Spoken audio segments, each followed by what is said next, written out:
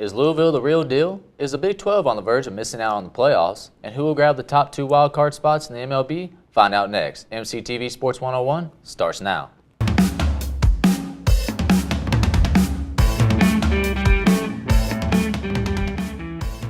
Hey there, sports fans, and welcome into MCTV Sports 101. I'm Kyle Stafford. And I'm Billy Ingle. This past Saturday, the number 10 ranked Louisville Cardinals made a statement with a dominating 63-20 victory over the number 2 ranked Florida State Seminoles. Lamar Jackson continued to impress with a 5-touchdown performance, bringing his total to 18 on the season. The Cardinals were in complete control from the beginning to the end and have been one of the most impressive teams through the first 3 weeks of the season. Billy, is Louisville the real deal, or was Florida State overrated? Well, I'm going to start off with on the Louisville side and say I think they are the real deal. I think Lamar Jackson is the real deal. The numbers that he's putting up this year, phenomenal, otherworldly even.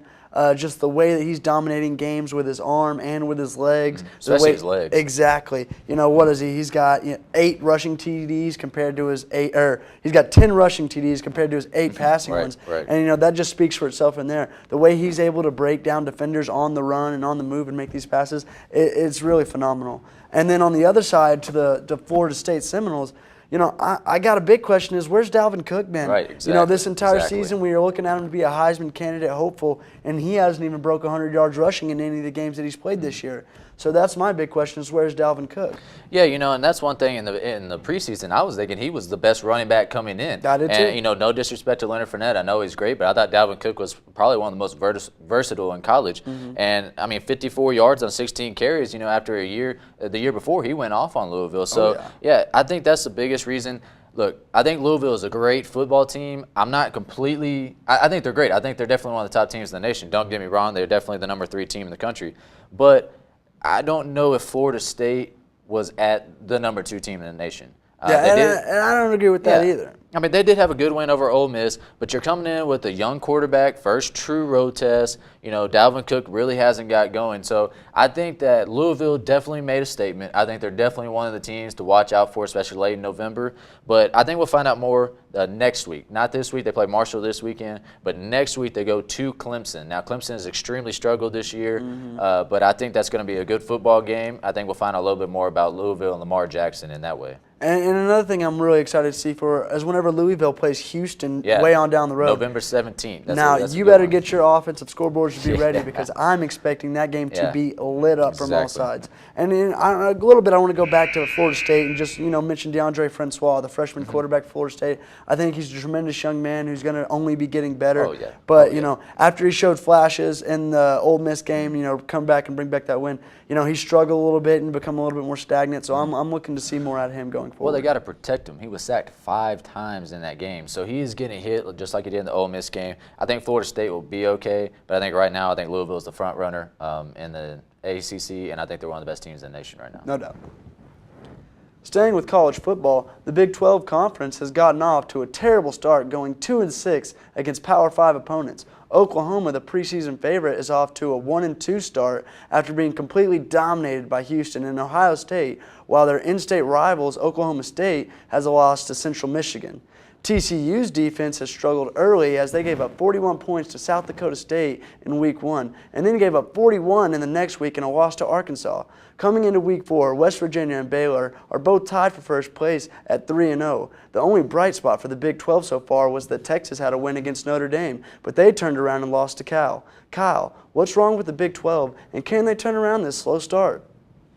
Well, actually, I don't think they can even turn it around because once they get into conference, they're just going to beat each other up. So, you look at it, Baylor and West Virginia are top 2, and I made the mistake. West Virginia's actually 2-0. I made the mistake in that one. But, I think when you say the Big 12, Baylor and West Virginia are at the top. Now, Baylor, we know Baylor's been up there, but that's it. Oklahoma's 1-2. They have the same record as Kansas. Okay, I'm sorry. They have the same record as Kansas. It still is early in the season. Yeah. But the thing that just bothers me the most about the Big 12 this year, and it just seems that the conference is seeming to get away from that powerhouse football that we used to have. Exactly. That the Oklahomas and the Texases, they used to really want to power the ball. Now we've moved it over to this air it out conference where you got the spread offenses of Baylor, Tech. Even Oklahoma's trying to spread it out. Always had that, but I agree agree with you. I think they used to have the good runners, the age appreciation. I mean, Oklahoma I thought, was the best backfield duo in the Big 12, and they're barely averaging really any yards a game. They're averaging 128 yards per game combined between Joe Mixon and Samaje Perine. Those are two of the best backs in the nation. Yeah, that's and they're not getting the yards. And then if you look at Texas, still is running the ball well, but I agree their offense has changed as well. They're starting to air it out with Shane Buechele. But you look at the losses that they compiled. I mean, Stanford, no shame in losing to them. K-State was good game. They were expected to be competitive, but not that good in that game. Houston, you really can't lose to that. It's a non-Power 5 opponent. Houston's a great football team. Don't get me wrong, but Oklahoma. You can't lose to a non-Power 5 opponent. Especially for the expectations that everyone had. And I think, exactly. We all expected good things out of the Big 12 this year, but none more than we expected out of Oklahoma. Right. Oklahoma is the returning playoff contender team that everyone thought that they had a chance to make it back. Mm-hmm. They had the Heisman candidate, Baker Mayfield, which I think Baker Mayfield at? I mean. And he wants to put it all on him and say that he's the leader of that team. Well, go lead your football team, Baker Mayfield, because right now the offense is stagnant. He looks scared. He's running for his life out there. They're not getting great protection. I mean, it's really just a big mess everywhere around. And coming into the Big 12, I thought it would be a little bit of a down year. I didn't think it would be this big of a drop-off. Yes. A lot of the teams, they did have quarterbacks returning, and a lot of them just haven't shown up. Really, besides, I would say Tech's offense has been the most explosive. I would say Oklahoma State has had flashes along with Baylor, but really a lot of offenses have struggled, except for Texas. I forgot. Texas has been scoring. But, you're still losing the games. The defense is not there for any teams in Big 12. Normally they don't have defense, but especially this season. So I think it's dangerous for the Big 12. I'm not sure they're going to have anybody in the playoff. And I think it's wide open. I think anybody can win the conference except for Iowa State and Kansas. That's about the only two. So. Yeah. But the early theme of the college football season seems to be the inexcusable blunders by the players, from dropping the ball on the 1-yard line to forgetting to take a knee in the end zone before tossing the ball to the referee. Players continue to make these mistakes that cost their team. Kyle, what should coaches do to make sure these players don't make these errors? Well, I mean, first off, it starts with the players. How do you not know that you're not across the goal line? It is a big rectangle that most of the time is painted, so it's not. You can tell if you cross the goal line. I can see where they're coming from as they've ran 100 yards, they're dead tired, they see all this open space that is the end zone, and they think they're in there. But after it's happened once and twice, how does that happen again? Well, we should all learn from Deshaun Jackson's mistake. Exactly. And then this should never happen again. And it shouldn't. And Clemson's Ray McCloud, drops the ball.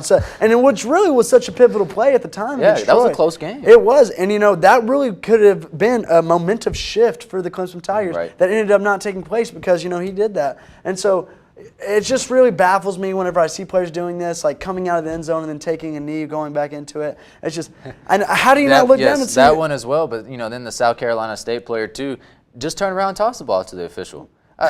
How do you not know you didn't even take a knee? Yeah. I mean, you got to know these things. I think one thing that coaches could do is threaten to bench players. Now, I understand if it's a great talent, you're not going to bench them. But great talents don't make those mistakes. Exactly. And it comes down to the discipline of the players and the discipline of the coaching staff and really the program in general. Yeah. So I think that the mistakes you're seeing by these players and these teams are coming from teams that aren't necessarily running the tightest of ships. And that's true. And you know what? Just hand the ball to the official.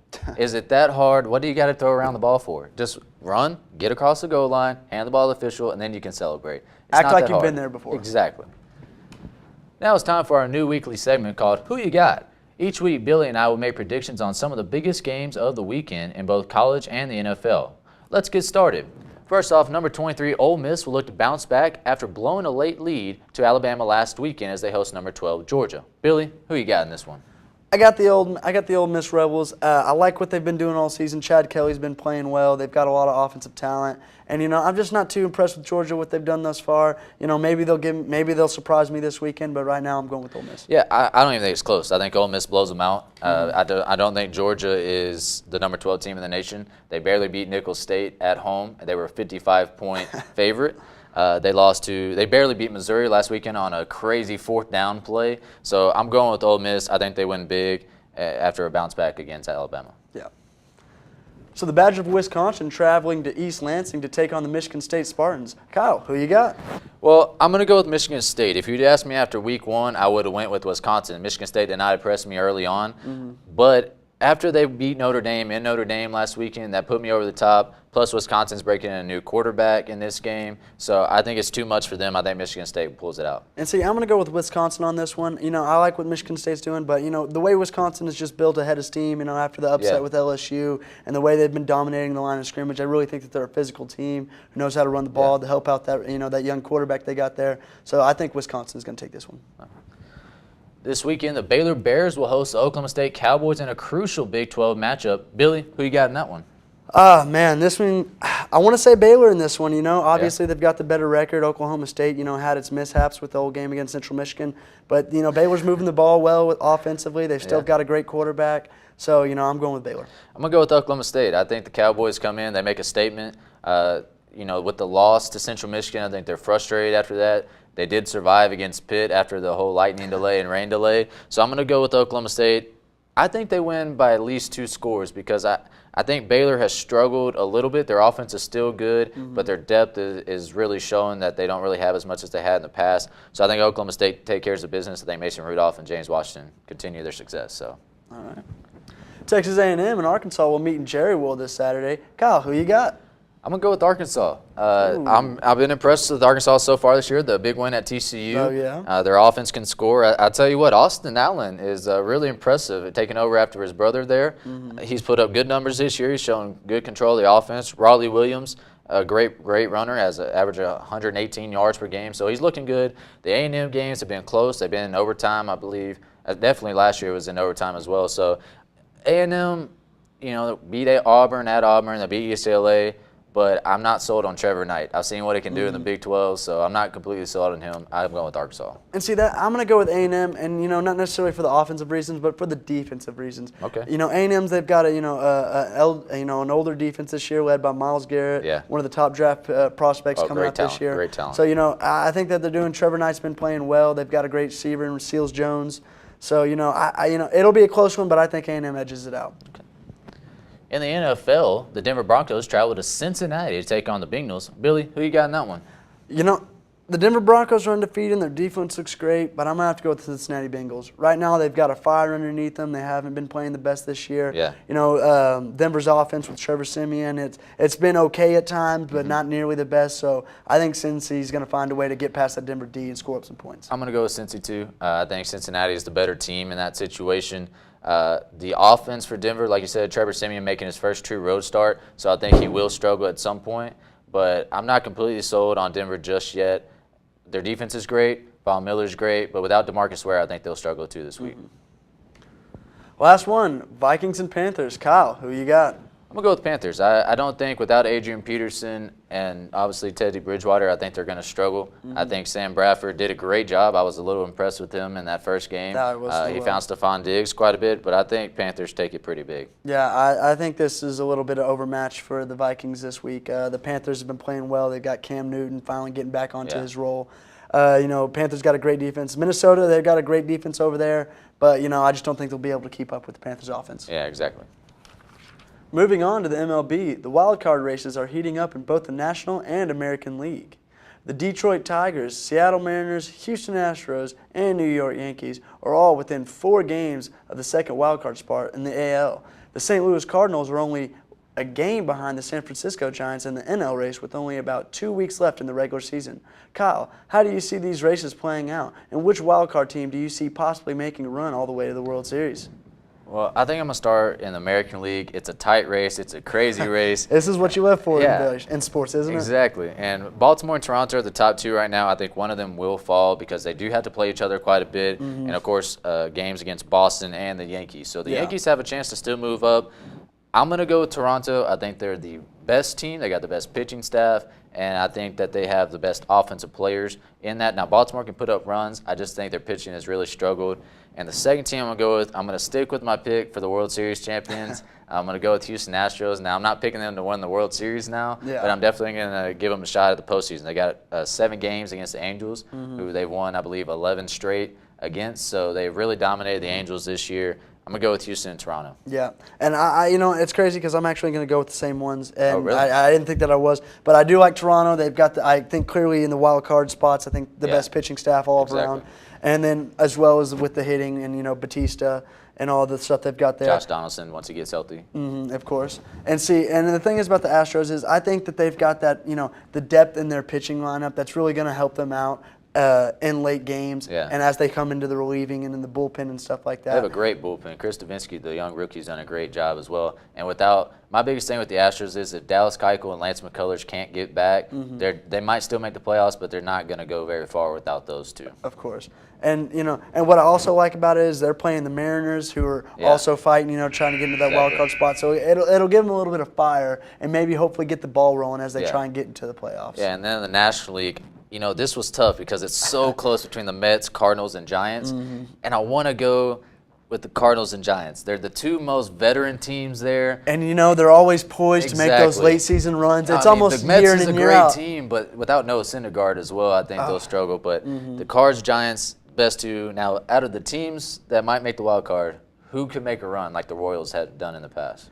I think I got to go with the Giants. That's what was mine too. I don't know how you can't. Just the way that they play, and especially with their history playing, and it isn't even years, we pointed out. Yeah, great rotation there. So, I got to say the Giants have the best shot. I think so too.